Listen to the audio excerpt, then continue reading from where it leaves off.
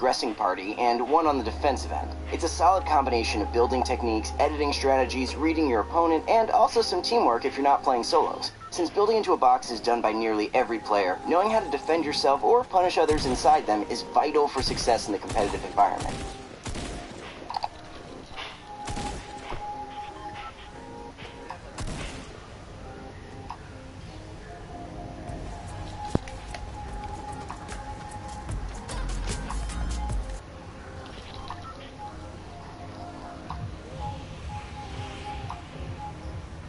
Box fighting tends to work very well due to its safe nature.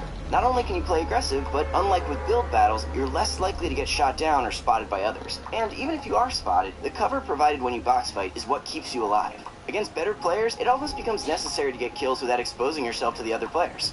Many say Mongrel is one of the best Fortnite players in general, and by no coincidence, he's also considered a top-tier box fighter. His awareness of what's going on around him, as well as his building and editing mechanics, are what makes Mongrel excel at winning close-range duels. Our first clip is a pretty basic encounter. It's not during the end game, but it can still teach us a few things about box fighting. It's duos, and Mongrel and Nitro are pushing a player they think is alone at the soccer stadium. Mongrel throws down his stick bomb while Nitro lays down suppressive fire. He notices Nitro starting to push up, which gives him the opportunity to also push, since Nitro will be applying pressure. Mongrel drops down the floor and goes for the quick wall replacement. He gets it and notices no way for a close shot. Thinking quickly, Mongrel places his zone and uses it to close the gap on his opponent. After getting the knock, Mongrel shifts his focus and goes for the high kick. He doesn't get it and instead edits down to group up with Nitro. From there, the rest of the fight plays out typically, and they end up getting both the elims. Okay, so that play seems simple, right? On the surface, yeah. The decision-making happens so fast with Mongrel that it doesn't really appear that way, but we get closer to expect. First, gamses. When pressing on a player in a box, you never want to edit out on that one. Because that, you place a cone and ramp piece instead of the forward. As for me, has a lot more versatility than the ramp. Second, there was the decision not to go cover while going for the wall. A lot of the time, when you're trying to break into somebody's box, you make your own box next to theirs. That way, you're protected from potential third parties and trap points. Mongrel doesn't do it here because he's going for pure speed. With the brick wall not fully built and Nitro attacking from another angle, Mongrel knows that if he's fast enough, he can take the wall before his opponent turbo builds it. And it works. Before that guy realizes what's going on, Mongrel gets access to inside the box.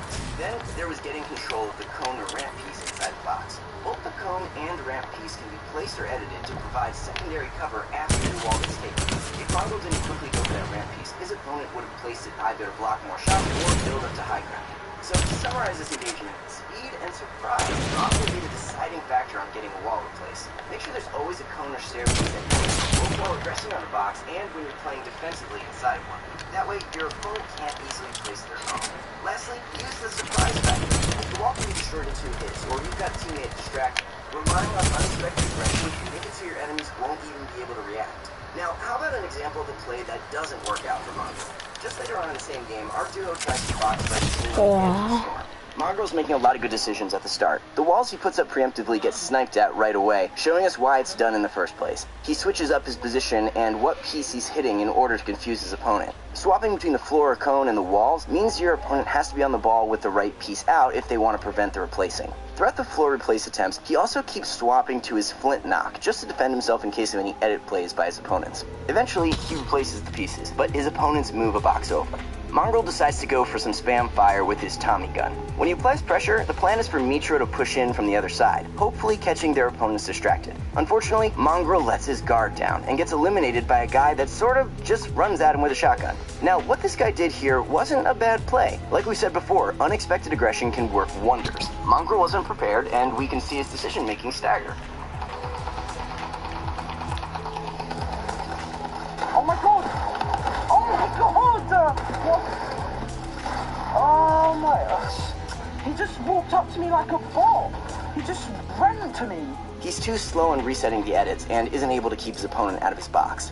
While that's one of the last plays you'd expect in Mongrel's position, what could have been done? Well, a cone piece on the floor below him would have prevented his opponent from building those ramps. That probably would have been the best move in their situation, and Mongrel could keep applying pressure without worrying of anyone pushing him. Switching up his moves could have also worked. Mongrel gave his opponent too much time to think of that attack plan while he was spraying. Had he only fired a few bullets, then closed the floor and swapped positions, or if he even pretended to swap positions, he likely wouldn't have been pushed like that. You should always try to keep your opponents on their toes when it comes to your attack plan. That way, they won't have the time needed to think and come up with an appropriate counter to your aggression.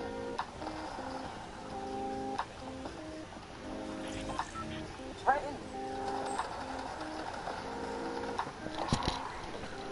Hit one.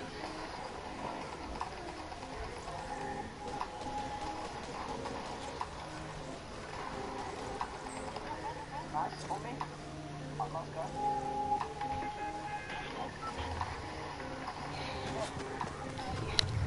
Come on, come on. He's still that hole.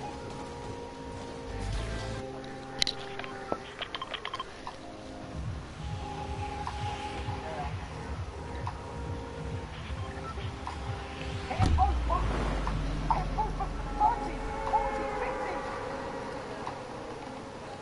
They're in here. They're both super long. Move it up. On me. Drop it down here.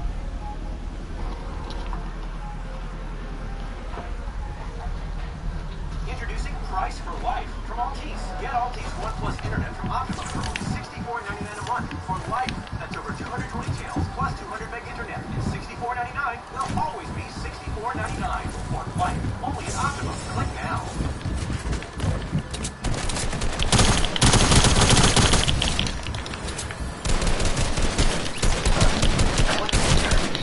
Flat pressure on the map that no other player can do. Nah, damn. I shouldn't use that. So hard they just rage They had a better game. I meant a better gun. Clix is no doubt considered one of the top contenders for winning the World Cup. He's got low ping, which lets him take walls from turbo building players online, but that's definitely dismissive of his skills, as Clix has shown to be more than proficient in other areas of the game. Let's take a look at how he approaches the fight. It's the mid-game, and Clix's baller gets destroyed. He feels the disrespect coming out from his opponent, so he decides to show a bit of his own. He starts on the defensive end, but topsy-turvies the situation with some hard retaliation. Clix tosses his stinks, making the opponent tunnel out. This gives Clix the opportunity to get into a better position. Instead of going for the high ground, Clix works his way into box fighting range. He starts throwing all of his stink bombs, but hey, it's the World Cup. Every play is fair game. Clix could probably go for high ground here, but it's in his best interest to not commit to a build fight. Build battling just doesn't happen as much in these stacked games, as it uses a lot of material and exposes the participants to third partying. Clix stays low or at his opponent's level, never once getting the high ground this fight. He goes for some wall replace attempts, but his opponent is fast to react, building out before it happens. They trade some shots eventually, which goes in Clix's favor. At this point, after all the stink bombs and now shotgun shots, Clix knows this guy's low on health. At this moment right here, Clix sees his opportunity. The third-party spam starts coming in on his opponent, and the angle is perfect. There's a situational trick you can use to get into people's boxes from underneath them, even through their turbo build. Place a ramp leading up to the floor piece. Then, while breaking through their build, you crouch right at the tip of the ramp and spam jump. If done correctly, you should phase through the floor.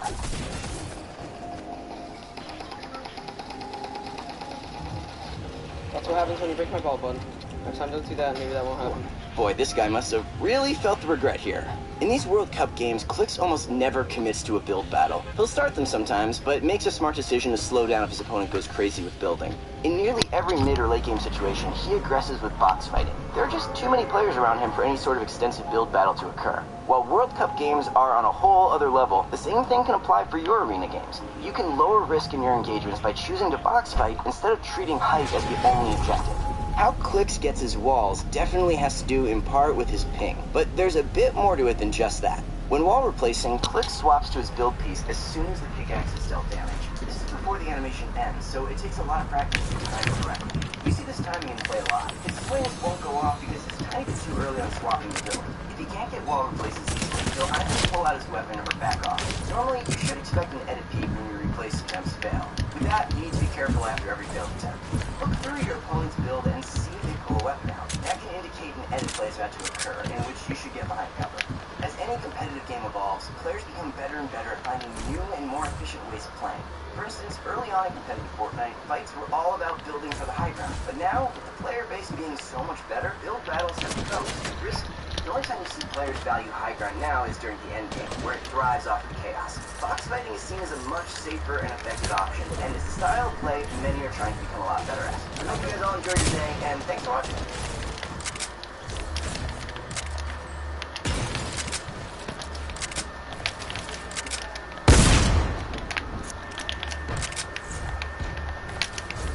Want an unbelievable deal? Get fast internet from Optimum for the unbelievable price of $24.99 a month with unlimited data and over 2 Wi-Fi hotspots.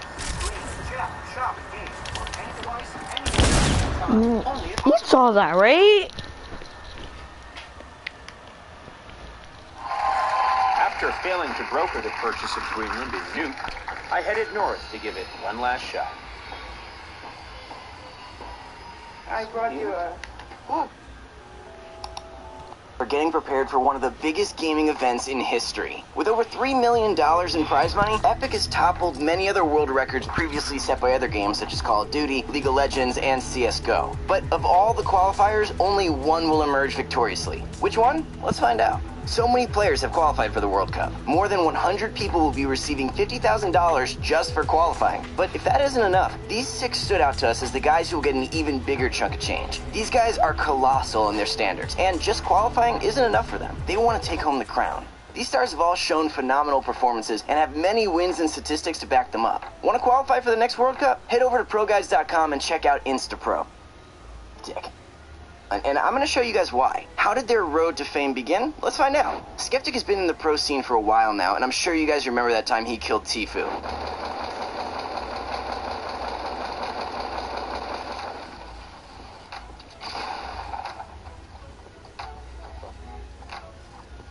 What up, Psycho? Yeah, Someone clip it, by the way. Don't shoot Bill if I stand, bro. That's scummy. The first time Clicks was discovered...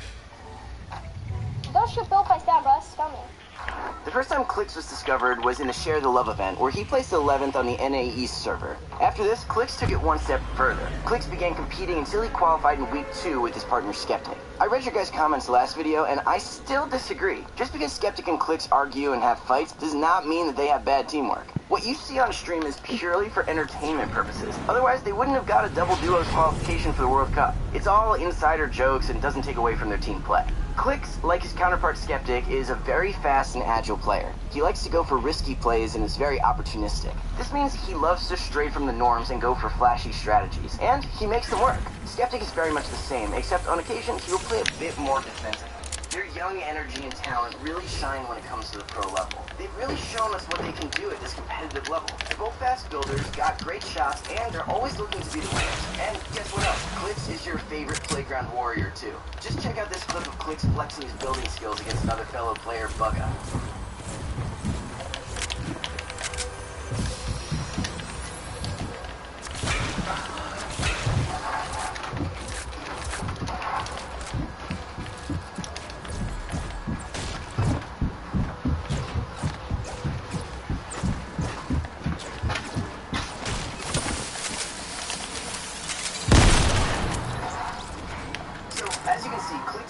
are a phenomenal duo both in and out of creative, and they have a very good chance of taking home the World Cup. The only thing Clicks and Skeptic don't have is LAN experience.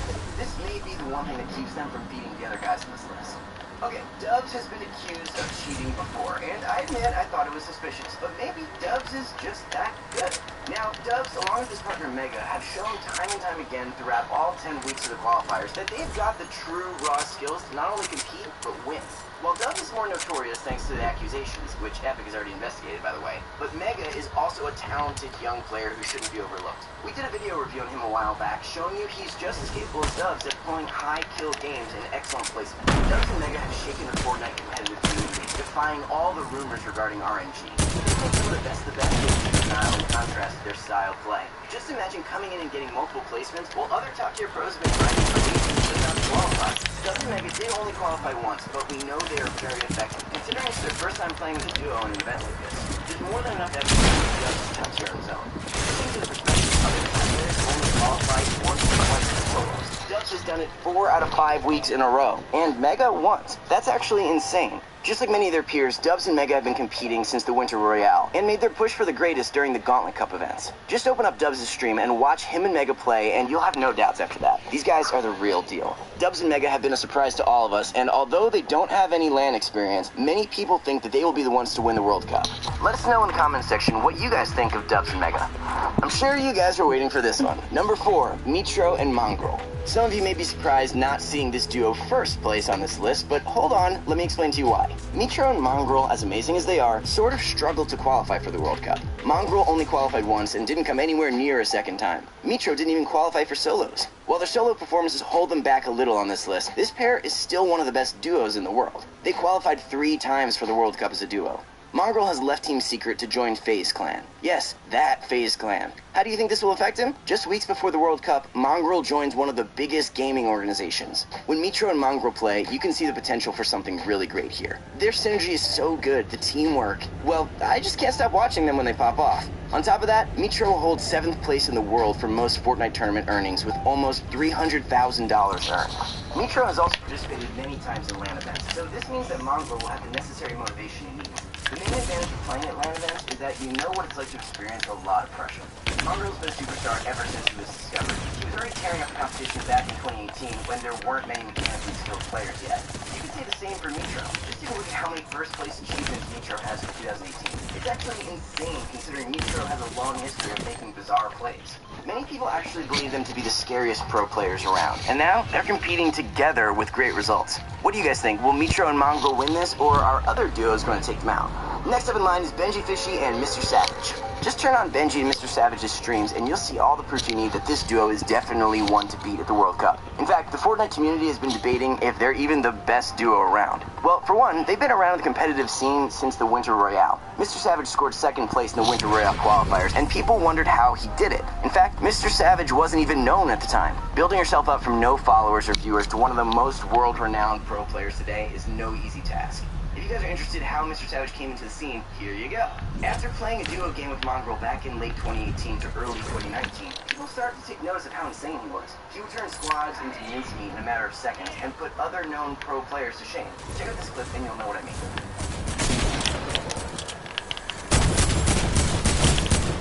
mean. Word. Oh no. This is it could be the upper dude. I'm so dead. Ooh! Leave me alone, dude. I just want to use a medkit, please. Get your revive, I don't care. Oh no. Okay. Yeah.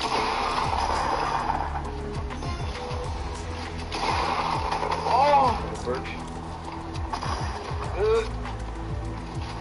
Get me out of here.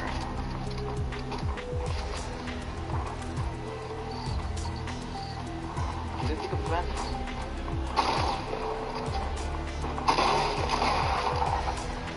Oh my god, I pulled the service.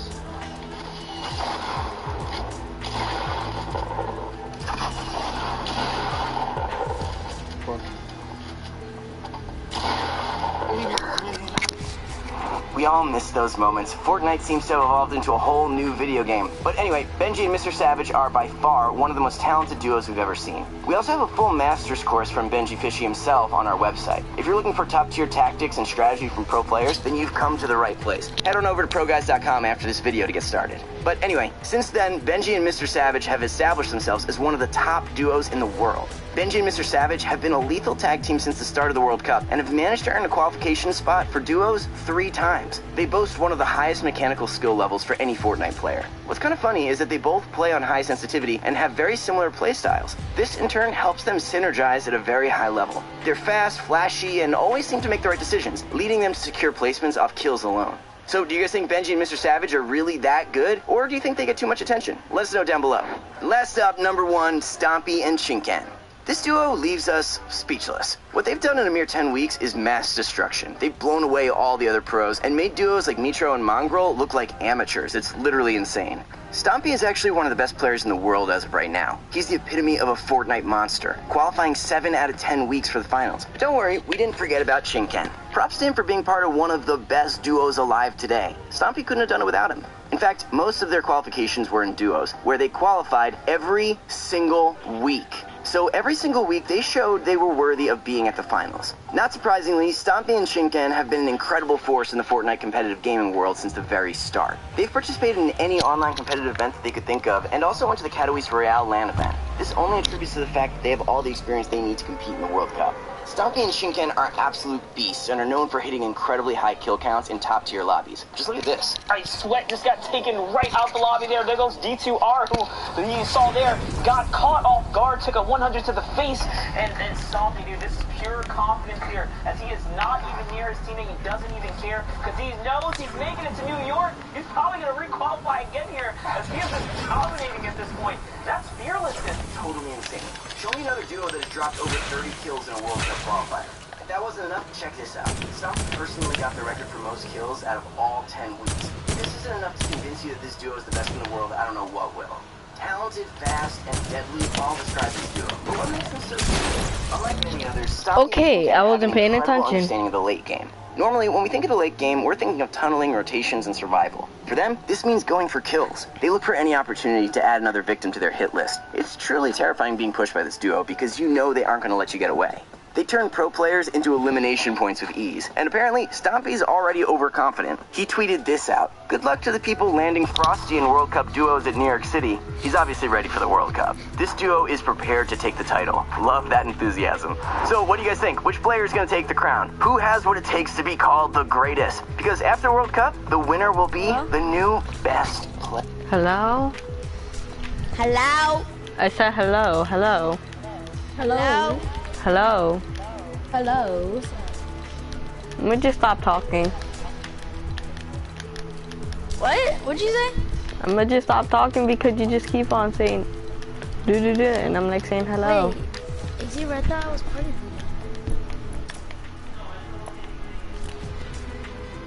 So you wanna do, are we gonna do what? Peace.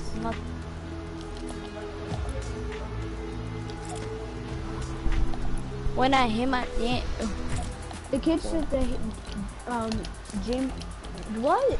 Who's D? This is D-Train. Kick. Yeah, this is D-Train. Now we could do this to like not gonna be even or anything, but we're just gonna Tell drones to ready up. We can play IDs. What's that? I'll just show you. Tell them to ready up. This. He said it wasn't working. Like, he said his game chat wasn't working.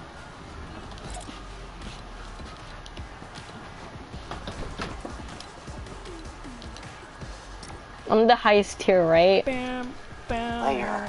Thanks so much for watching this video, guys. This has been Dan. You can follow me on Twitter at Daniel Ammerman. See you guys with new content coming up soon, and good luck with your game of grind.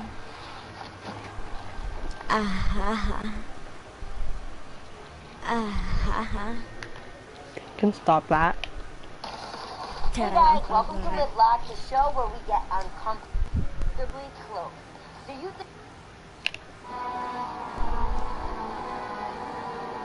Ads. I know you might be really sad right now. The best shotgun in the game was vaulted. Okay, the combat was vaulted, and this completely changes the entire meta of Fortnite. No longer will you be able to spam 10 straight shots in a row with a combat from 100 meters away. The top content creators and pros seem pretty happy about this change. There's no shot, dude. Hold on. We released a hotfix containing some balancing to scroll the details. Vaulted, combat shotgun, drum shotgun, proximity launcher. Yeah! But there are also some who are not quite so happy about this. What do you think about the combat vault? Bro, that's just stupid. A little overpowered, but might have been just fine if they lowered the amount of shots from 10 to around 5. Either way, we have to adapt to this new meta. No matter how good you are at building and editing, hitting shotgun shots is the key to actually winning fights, and that is so important now with this new update. In this video, you're about to learn the best ways to hit more shots in Fortnite Battle Royale, and you will not believe how great these creative courses feel without the combat included. The creative courses seen in this video will have codes in the video description. Let's get right into it. Kicking things off with what has changed from the combat being vaulted, we have multiple tips to go over here. First of all, jump shots from above are not as effective. I don't know about you, but Season 9 and 10 have felt like you either have high ground or you're done for when the other person has a combat. One of the common strategies through the combat era was to jump from above, shoot down at your opponent, and then place a build. If you were dominating before this vault, you were probably doing this as well. But I've seen so many players make the mistake of doing this with a pump or a tac shotgun. These are nowhere near as strong from range as the combat was. You need to stop doing this method, or at least try to close the gap between you and the other player. Tac and the pump simply do not do enough damage from range. Building between Okay, I'm sorry. That was unfair. all been rather lazy with. Yeah, I'm sorry. I won't do that again. Get your guns and then come fire out. off multiple shots and finish someone's Okay, I'm sorry. 10 really quick shots with the combat shotgun. I just want to remind you that you have to do something between each pump shot. Now that, of course, has a couple of options like building, editing, switching to an SMG, or repositioning yourself in the fight. Make sure you're not doing nothing between shots. I Bro, guarantee you will not there's no only live through like, more fights, but you'll also really hit more shots if you just start doing something between each shot. In the journey to perfecting your shotgun aim, sensitivity plays a large role in hitting shots. I know I play on controller, but keeping consistent settings works for mouse and keyboard players also. Here's a look at my sensitivity on a SCUF Elite controller. I highly recommend that you do not change your sensitivity too often. I adjust my sensitivity probably once every 3 weeks if I need to. That seems to be about the perfect amount of time to adapt to a new sense and see if I really like it. A lot of people who cannot hit shots simply change their sensitivity too often in my opinion, and then they wonder why they never feel comfortable hip firing in the game and they feel like they miss so many shots with their shotguns. To know if you have the right sense, pay attention in game. You miss a lot of shots when you're going to the left or the right, or if you're going up and down. Depending on your findings there, you may need to lower your X or your Y sensitivity, or you might need to raise them. Like say you're always trailing behind the X. Bro, whose ping is this? Nah, man, whose ping is that? That ping is trash. This ping is like doo-doo. A couple quick tips for hitting more shots that you might forget about while playing are holding your aim at head level whenever you run around. I see bad players all the time that just look straight at the ground whenever they're running around the map or they're building. You need to always hold your aim. Put me party leader. My ping is amazing. And this really is easy to do when you're going through doorways or you're on flat ground, but it can definitely be challenging when you're building. Bro, like literally, no, don't think you're good, bro, because my ping is like, my ping is usually at the 20s. Don't worry, bro. My ping is usually at the 20s. Come on. Beyond with your dad. Yes.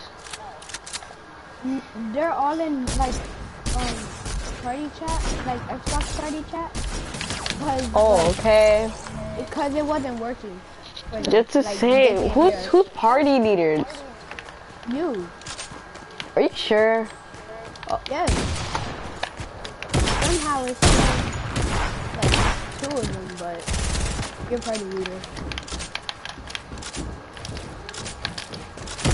I'm gonna get a crazy trick shot on D-Train if he stays still. Dang it, don't move D-Train.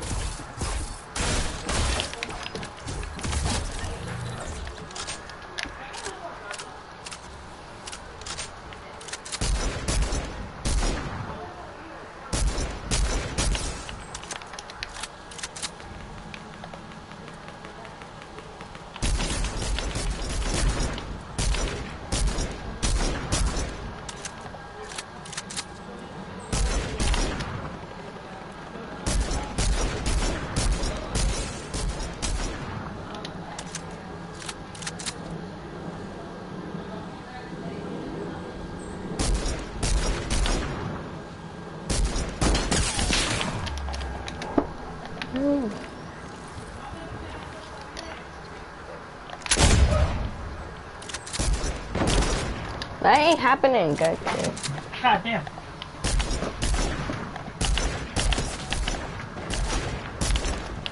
But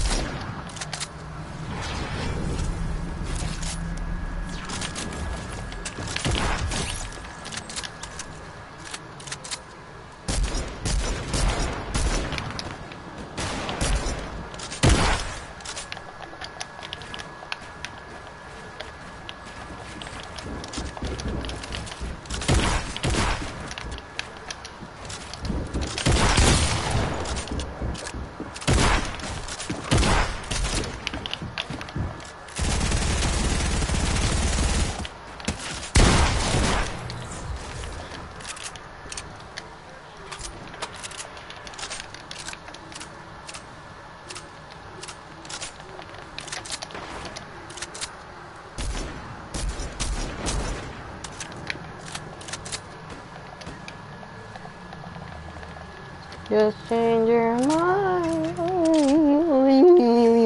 Does anyone have a mic, yes or no? Oh, you saw that, right, stream?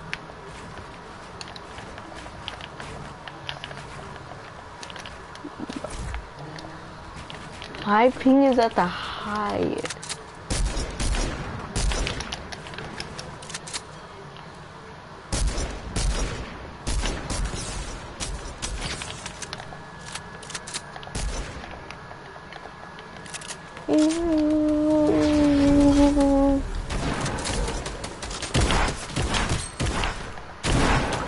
Are you really?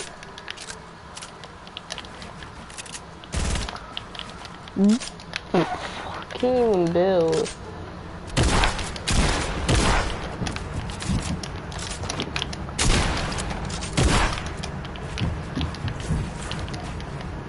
Bro.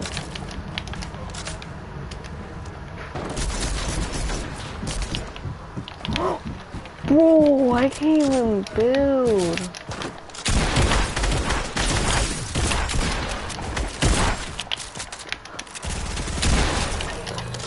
Bro.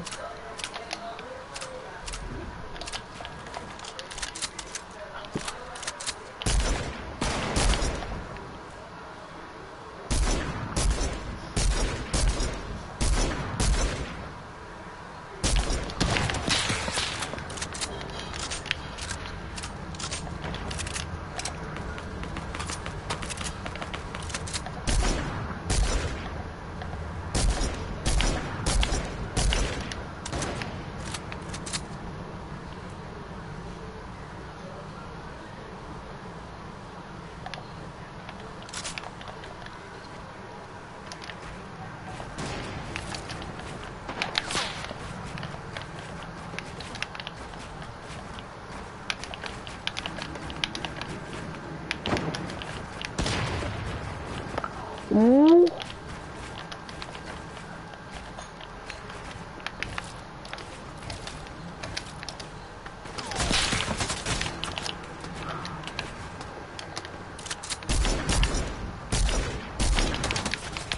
Bro.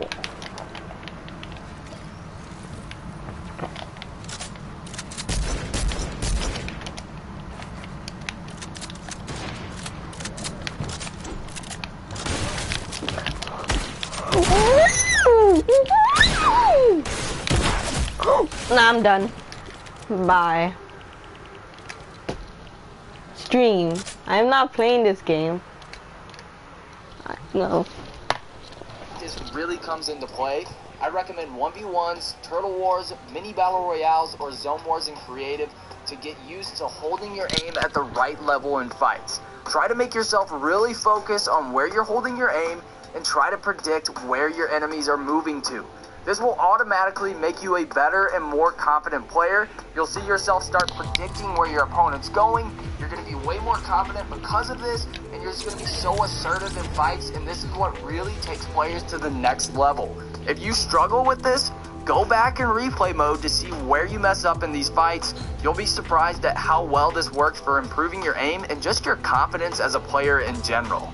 Another strategy for hitting more shots is knowing when to ADS, and that is aim down sights. For those of you that don't know, us controller players are blessed with our beautiful aim assist, so we can LT to hit more shots on people. I know it's memed by this point, and just about every single mouse and keyboard player has talked about it, but ADS is also helpful for those on mouse and keyboard players too.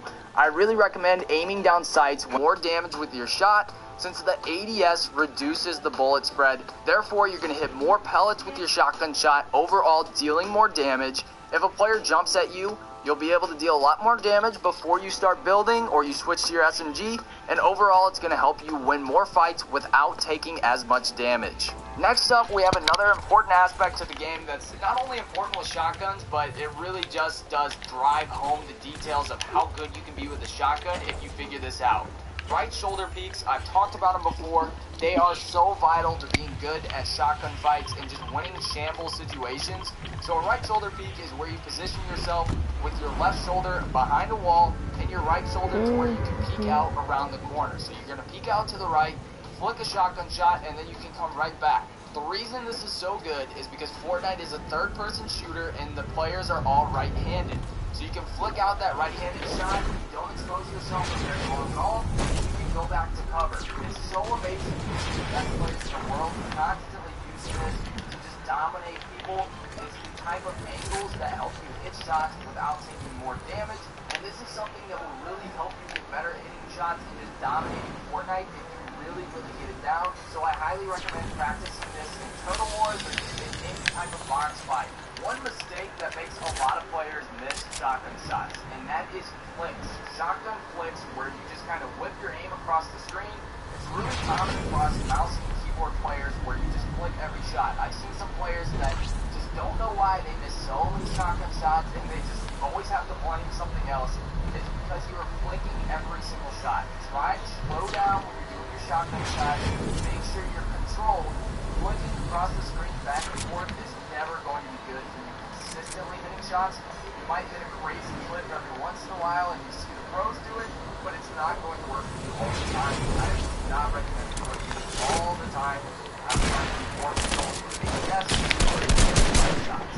One thing we really need to talk about with shotgun is something that's going to help you guys win more games is the completely new loadout meta now that the combat shotgun is gone.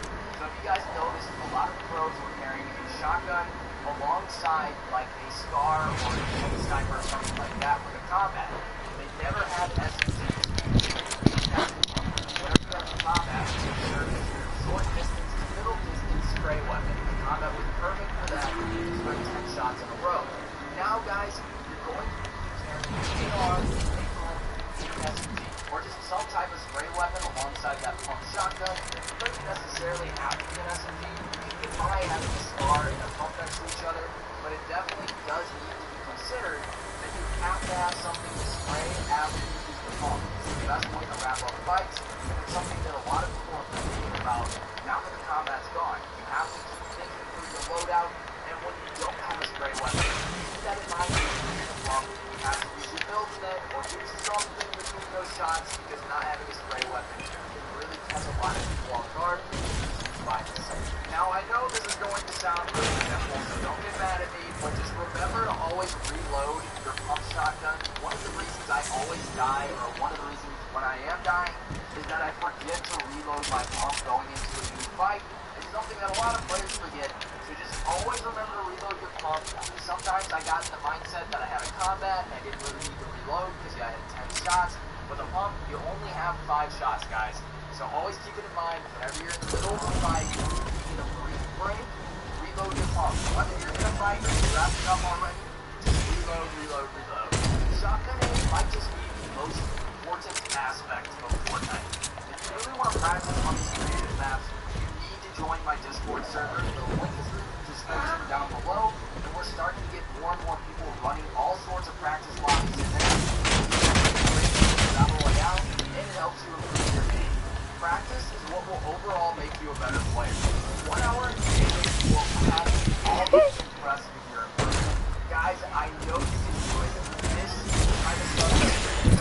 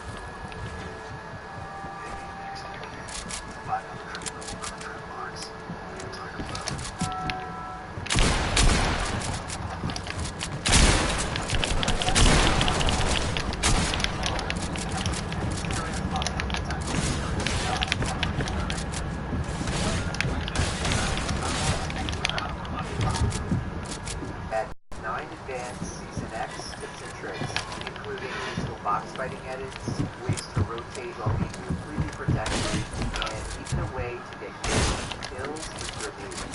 Epic has recently been adding tons of features and elements to the game without really telling anyone.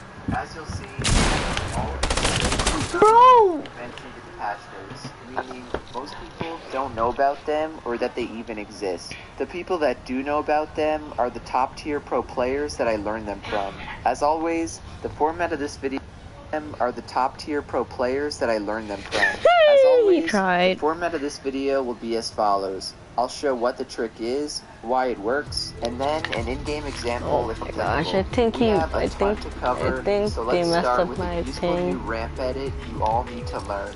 One of the most frustrating things in Fortnite is when you're pressuring someone's They turtle messed from the it top, up. get control of their builds, and completely outplay them with a Kuna Classic, all to die because they expected the edit.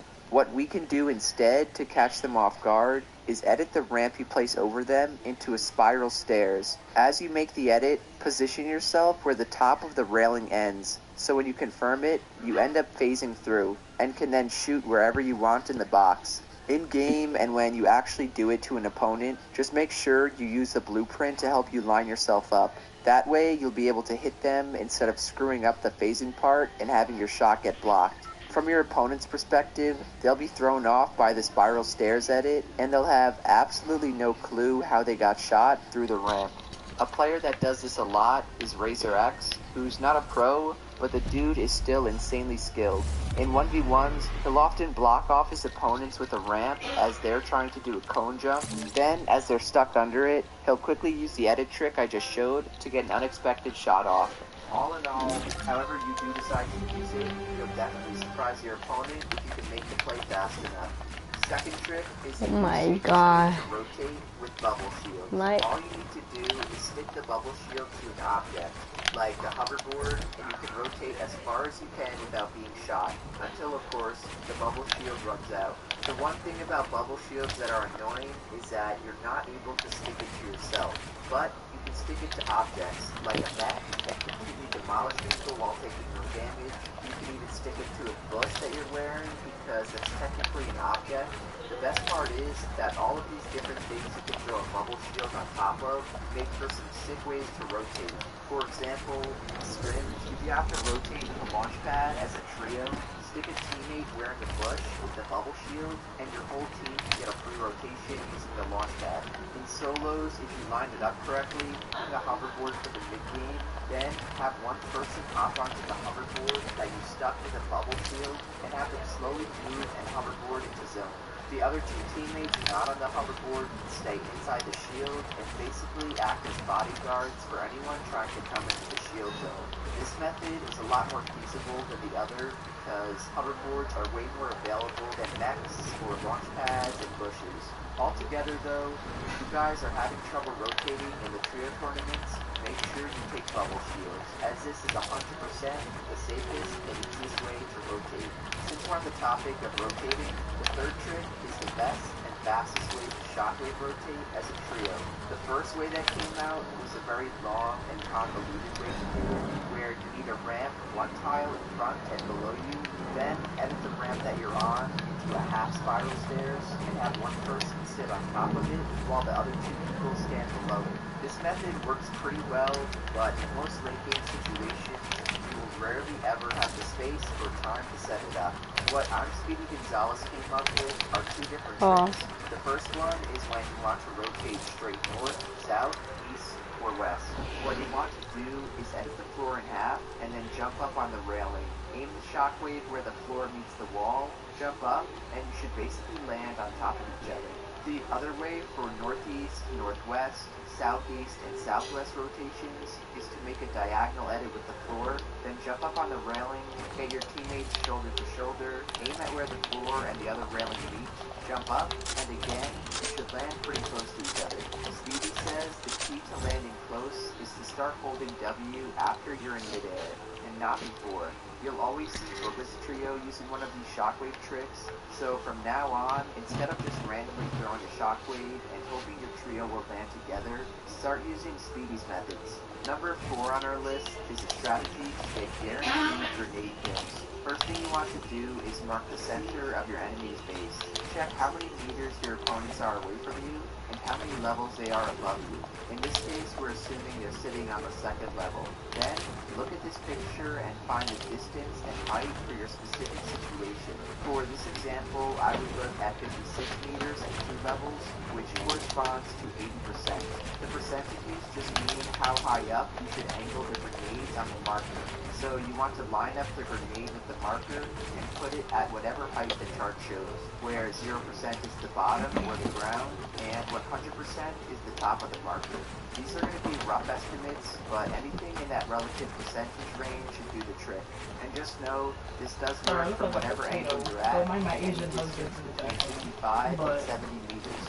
When you look at the chart though, most of the percentages are between 80% and 90%, so you don't always have to pull up the graph. Pulling up the percentages would be more practical in trio scrims and tournaments where everyone is just sitting and waiting around in the box. I'm gonna come right back, stream. You'll have way more than enough time to set the measurements up, and with 3 people... Wait, you're into K-pop? Hold up. You can easily wipe full Since when? Not only you know I met do them, they never right? see it coming, but they won't hear it or have enough time to react to build away. No, I got into K-pop. It was what?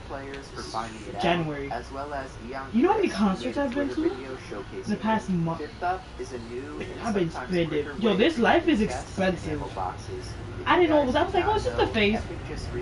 No, it's not. What? Yo, I literally seen everybody on my wall. I didn't really see this being too useful, but it's actually a lot faster. BTS, I camped out for 7 days to see them on GMA. In rain. But I was barricaded. I was in the front. It's okay. I got my videos. I can send it to you later. And then who else? God7. You know, Jin Young touched my hand. He grabbed like my hand. He like. Altogether, this is a pretty cool little change in how you should be looting. I swear, I have a picture of him. Like I had my hand out because you know my 2 biases. They ignored my shit. It's okay though. And Jin Young is like, hi. I'm just like. You start to gain shield. The trick is that's my daddy. He ignored me. And Yu-Gi-Oh ignored me. You can pull your glider a little early. You know how many free? Do you know how many free? Free events I've been to see these people? This event was free. You just had to get your hands on the tickets like that. I didn't get my hands on it because I had bad Wi-Fi. So I was just outside waiting for them. They came out, you know, got my attention. I wanted to go to a concert, but I was like, this crew, I saw them at KCON, so basically a Korean convention. I was barricaded for that 2nd floor. I spent good money for that. I don't know. The rest of the group, I don't know if you know about this, but I met all my babies. See, that's hard to do, stream. I'm going to my last 2 concerts this month. I mean, not this month. Next month in November. I'm done for the year. I've seen ATs, is one. I've seen. Oh, girl, this is the life. When I tell you, K-pop concerts are so much cheaper than American concerts, bro. All the benefits you get out of a K-pop concert, bro. Look. Oh, let's say American concert. A seat in the fucking nosebleeds be like $300. With $300 in this concert, you get VIP, you get the lanyards, you get pictures, you get to meet them. What this means is that just with $300.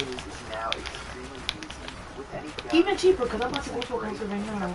I'm about to be VIP and meet them for 90. 90.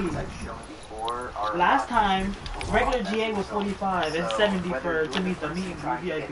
Cheap. Girl, let me tell you. No, because I don't even. Okay, I'm gonna be honest with you. I camp out for this. I camp out. I'll be out in the night.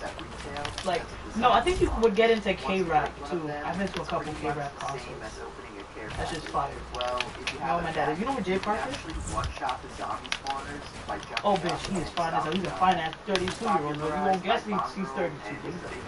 Boy, look at my Jay Park. Fine ass piece of meat. Mad tattoos.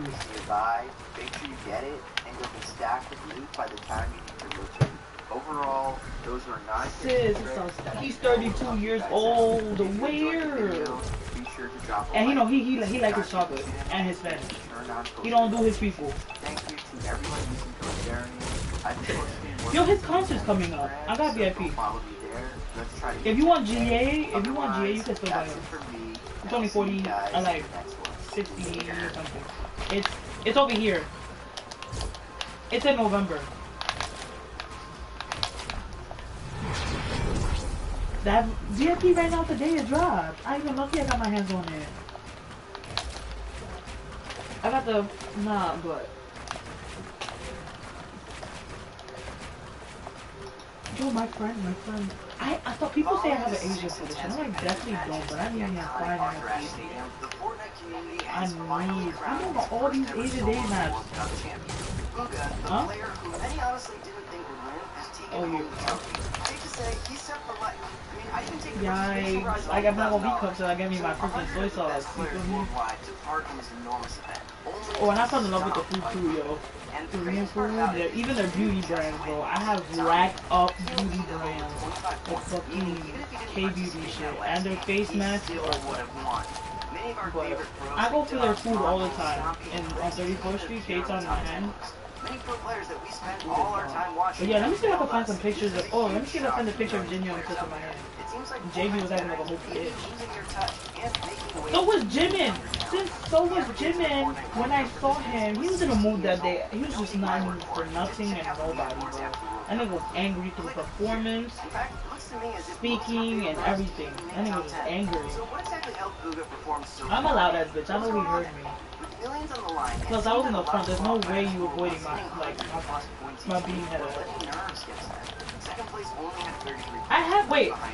I have you on Instagram, right? Yeah. Go to my Instagram and look at my story instead of me screenshotting. That tells us something. If Aspect, the Sentinels pro player who consistently plays top 20 every week in the qualifiers, was panicking, imagine everybody else. I mean, Clicks, Tifu, the Go, Dubs, and Bizzle, where are these guys? All the legends everybody thought would at least make top 5. Go to my Instagram story and then see my little highlights. How did Booga do it? What made this JAIX throughout all the World Cup games? In order to get an answer, we've compiled all of his insane pop-offs so you can see why exactly Booga is so masterful at Fortnite. Booga makes an excellent push. In a 20-man circle, yo, who's ass pack in the morning? Who's 2 o'clock in the morning? Booga is quick to claim an elimination point. I was traveling since then all day. I couldn't go to one morning show, so I hopped to the next one. Taking this fight, Booga holds on. He notices he's very close to the top 10 placement points and doesn't want to mess that up. Booga waits patiently and plans out his next move. This is going to be the deciding factor. In a fierce lobby like this, Booga can't risk anything. Only 6 games to play tends to force a lot of people on edge. A few milliseconds could be the cause of life and death. Booga has a fantastic loadout. He rotates the zone using his shadow bombs. When you need wait, the video comes up. He's always careful to secure placement points. Yo, JB and Yu-Gi-Oh dubbed my hand. Booga is looking for the right opportunity. Another fantastic habit Booga seems to have is that he likes to rotate early and from side angles. This is a very advantageous way to rotate because you can only get shot at from 2 angles. You have the storm and then the exposed angles, making it easier to avoid damage. Most players won't take storm damage to rotate. The only one I wasn't barricaded for was SF9 and at this point in the game, the loadout Booga's rocking is spectacular. Not only does he have the materials needed to win, but his weapon setup is great too. Booga follows up with his shadow bomb to avoid any type of confrontation, hoping for more players to die out. Notice Booga isn't looking for any kills here. He's patiently waiting for more players to die out. After he gets to the bottom, he pre-aims a perfect ADS shot and follows up with a building. Then he follows up with another pre-aimed shot, and yep, that's bye-bye to our buddy Clicks. Then he follows up with the bottom. He pre-aims a perfect ADS shot and follows up with a building. Then he follows up with another pre-aimed shot, and yep, that's bye-bye to our buddy Clicks. Let's take a look at positioning for a moment. Booga is in the top 5 and is on ultimate low ground. What is he gonna do? Let's find out. Booga is quick to use his final shadow bomb, hoping for even more players to die out. But wait a minute, he sees the perfect opportunity for a kill. He gets a 200 IQ angle on his opponent and takes him out with 2 lethal shots. That's what I call Kovacs out of my mind. After claiming the elimination points, you'd expect a break, right? Not exactly. Another opponent jumps out of nowhere. It's Psalm. Booga doesn't panic, he doesn't choke. He takes the dogfight and is rewarded when he takes out I Saul. wasn't even lucky. Now the moment you've all been waiting for, the 1 versus 1. Booga knows the enemy has high ground, but he's got something better, the mighty impulse grenades. Every pro player's worst nightmare. Free height and destructive power combined with one tiny grenade are all Booga needs to win. He goes for the play by timing the grenade beneath it. After claiming height, he's able to tag Gammy. Now he knows Creo is low health, so Booga's killer instincts take over, and he uses his keen game sense to fish Creo out. Creo does a foolish thing, allowing Booga to tag him on the feet and claiming that victory. I love how hyped up he is. Now, what exactly did we learn in this clip? I think Sundown knows it best. Let's listen in. Let's take a look into some of his eliminations and how he's been able to build himself a 15-point lead over the best. My K-Con experience, we're going to K-Con next year, okay? We're going. K-Con is the 3-day thing. You pay $30 for 3 days. The rest is just extra. I paid in general for K-Con everything that I bought. It's usually July in the summer, like July. But I paid okay, because everything was separate this year. The concerts were separate fees, but then there's like, the only thing is that if you go to the 2-day concert, you get the same seat. The next clip outlines what makes Booga so special. Booga is a player who avoids fights at all costs early in the game. He tries his hardest to make it 10 game where he knows he will pop off. Let's see exactly how he closes out game 5. Booga is committed in another 20-man lobby right in the center of the zone. He doesn't have the best loadout, but remember, what makes a good player is his talent and ability to adapt.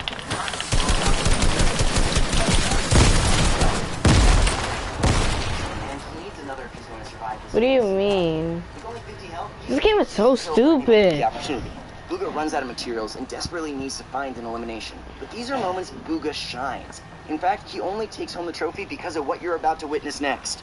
So this is a bit of a lucky break for Booga. That good old RNG, boys. He lands on 2 fighting players and is able to secure both points with ease, back at full health and full HP. Booga just went from 10% to 80% chance of winning with a single decision that luckily worked in his favor. Now, I'd like to point out something that comes very natural for pro players, but may not be second nature for some of us.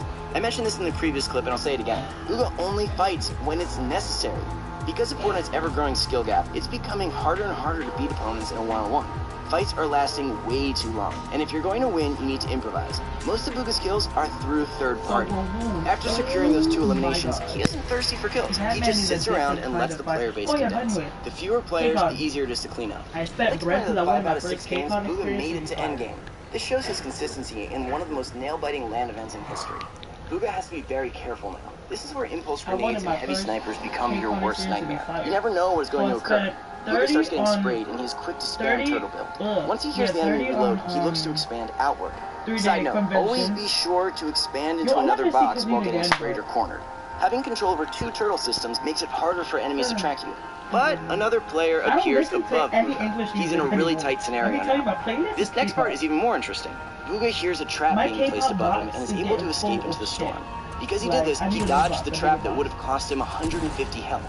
Sometimes you can use this to taking damage is a lot better than dying altogether. Alright, here it is, the part that seals the deal. Booga is too quick to edit down and falls into his demise.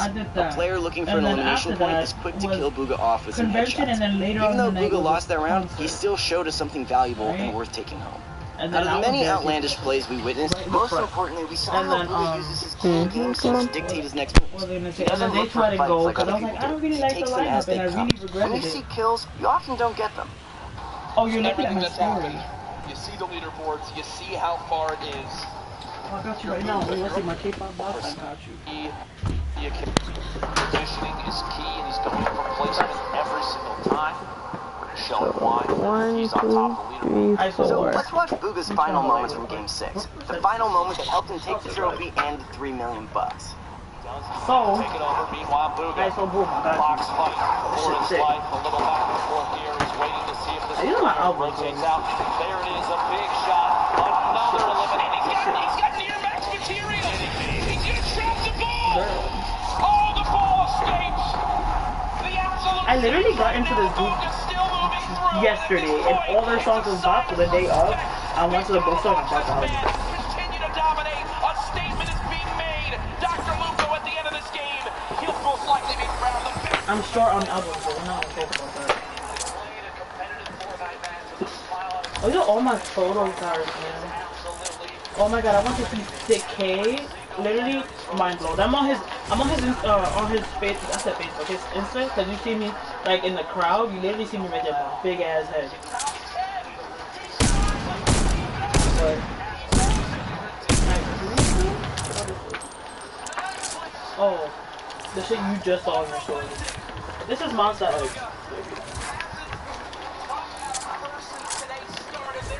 It is. This is Jimmy.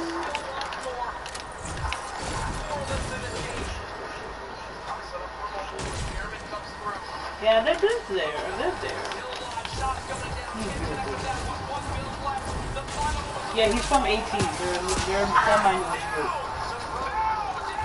Oh, this is real cool. Quite nice. But look at some of the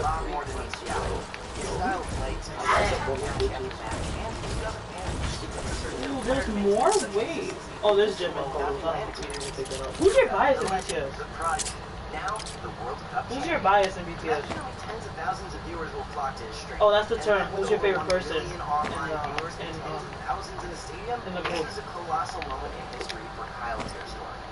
There's Namjoon, the one that has really good English and the dimples.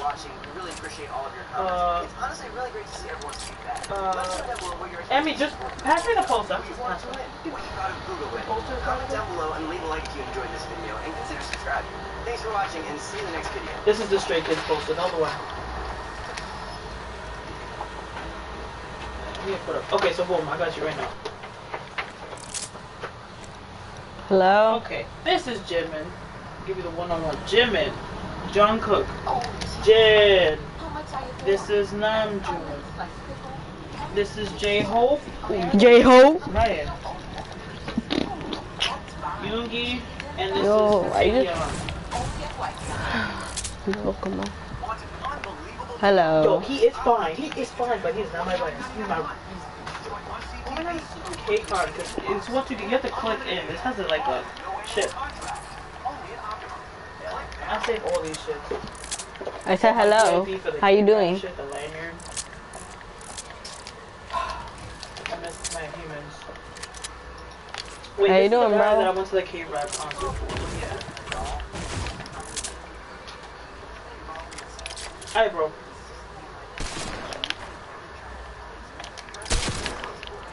You?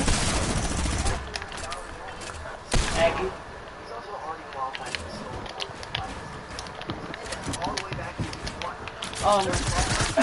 Bro, why would you invite me just like... Damn it, I just could have got the victory royale. Why would you do that? Yes. It's over.